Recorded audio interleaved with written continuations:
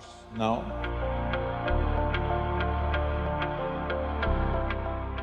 What type of food we should eat so that our life reaches its full potential for a college or a school-going student?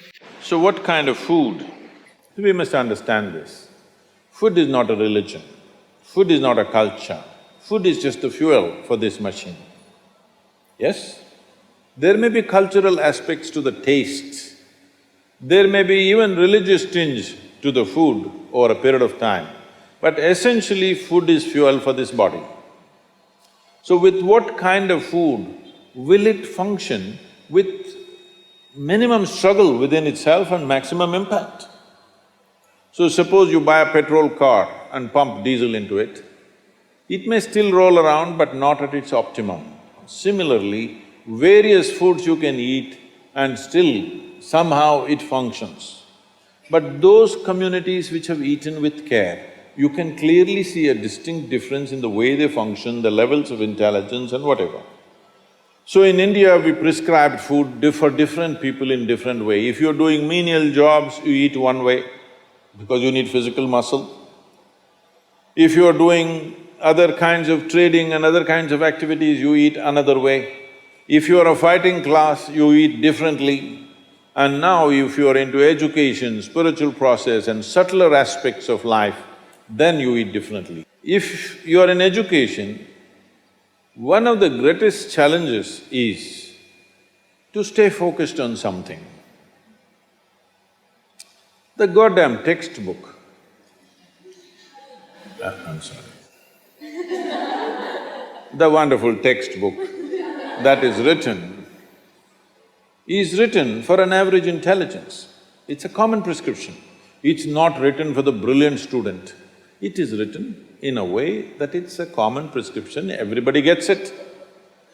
But that textbook, how much effort it is taking for a whole lot of people.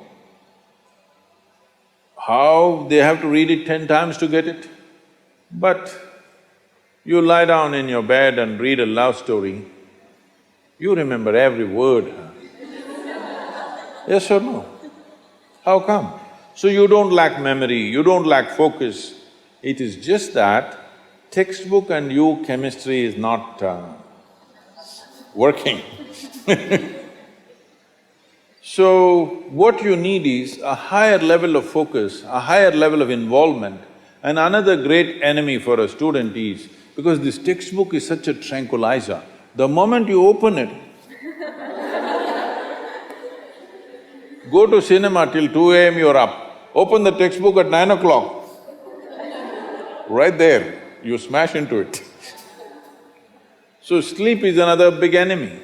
So what kind of food do you eat so there is no inertia in the body?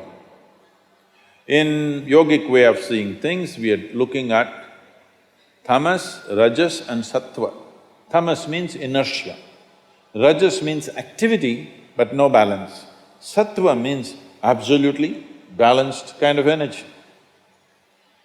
When you're in education, you need a very balanced kind of energy because you have to focus on something which doesn't naturally interest you. It's not something with which your chemistry is gelling.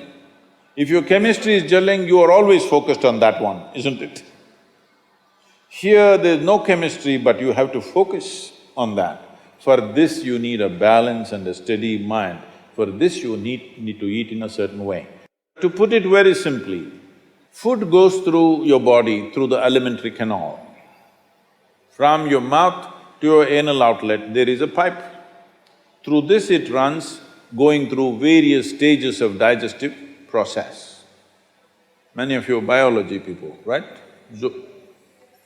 It goes through the alimentary canal. Now it begins with the lip.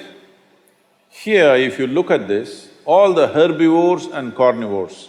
If you look at the animal kingdom, there are herbivores and carnivores are two main segments of animals in the world.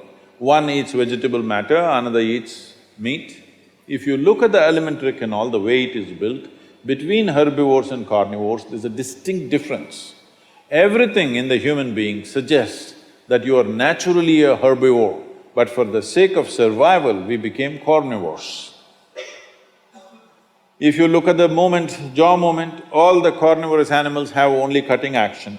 Herbivores have cutting and grinding action. There are molars, but carnivores don't have widespread molars, they have just incisors, canines, and everything looks like cutting teeth. So they do only this. All the herbivores do grinding. What do you have? Both. So you are supposed to chew your food. Why you are supposed to chew your food is you have enzymes in your saliva where if you take a little bit of raw rice and put it in your mouth just for a minute, you will see it turn sweet right here, because right here carbohydrate is being converted into sugar, right here. So if you eat properly, then we say about 30 to 50% of your digestion should happen in your mouth. So this part of the digestive system is expecting half-digested food or partially digested food.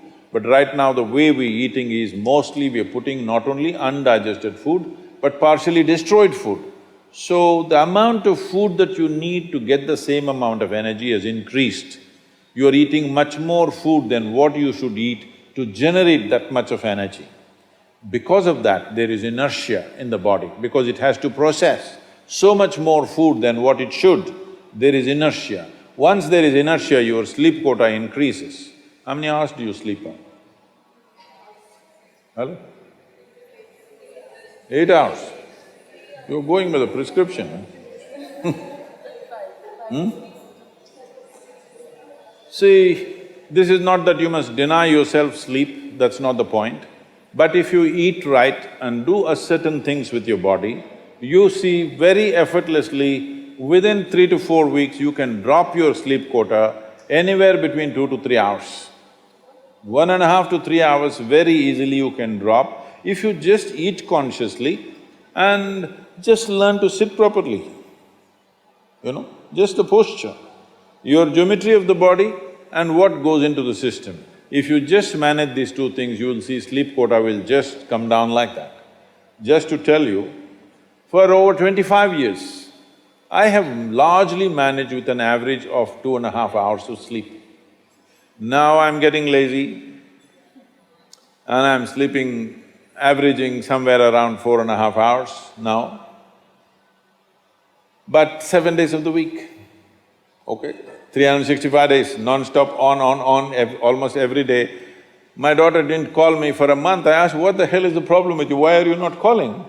She said, every 6 hours you're in a new city, what the hell I'm supposed to do? So I said, okay, which is true. In one day, sometimes we're doing 3 cities, so it's a non-stop activity. And today, many people around me have learned to do this. Over 100, 150 people around me are doing this kind of activity, averaging 4 hours sleep and 7 days of the week, they're on, all the time. And they are not irritated, they are not frustrated, they're joyful and they're wonderful. Why this is this? There are many aspects to this, but one important aspect is food, how you eat. Not only what you eat, how you eat is also very important, because food is a live thing. One simple thing all you girls can do is just see various health issues and inertia issue, focus issue, just bring 40 to 50% of the food in its raw form, that means it's alive. It must be a live cell, it can be a vegetable, it can be a fruit, it can be a nut, it can be sprouted gram. At least 40 to 50%, the food that you eat must be alive. You eat dead food and you want to live, this is a little difficult thing to do, because you have to raise the dead now. But if you eat live food, one thing you will see is the state of your mind, your focus and your sleep quotas, and above all, staying awake is not good enough, you have to stay alert, isn't it? How alert you are, how focused you are, only to that extent everything yields to you in this world, isn't it so? What is the level of focus will determine whether the world yields to you or not, isn't it? And one more aspect of life, one more aspect of food is, when you consume something, it must be of a simple genetic code, in the sense It must be a very simple software. Vegetables, fruits, nuts, sprouts, they're very simple. More complicated means animal food becomes more and more complicated. Suppose you eat an animal which has some amount of emotion and a life of its own. Now the code in that… we were talking about this, your body is just an accumulation of memory, which means a certain software, isn't it? This is the most complex software. Human software is the most complex software on the planet of all the creatures. So if you eat an animal, particularly a mammal, if you eat, it has a similar kind of complexity, maybe not as complex as this, similar level of complexity because it has thought and emotion of its own. Now for you to break that code and integrate it into your system, you are not fully successful. So it will leave traces of certain qualities within you. You cannot break that code and make it a part of yours because it's a different and complex code. If you eat a leaf, a vegetable, a fruit, a nut or a sprout, this is much simpler. If you must eat non-vegetarian food, you must eat that which is furthest away from you. So generally, fish and water life is furthest away from you. So if you must eat non-vegetarian food, the best thing to eat is, you're on the coast. Fish is the best thing to eat that way.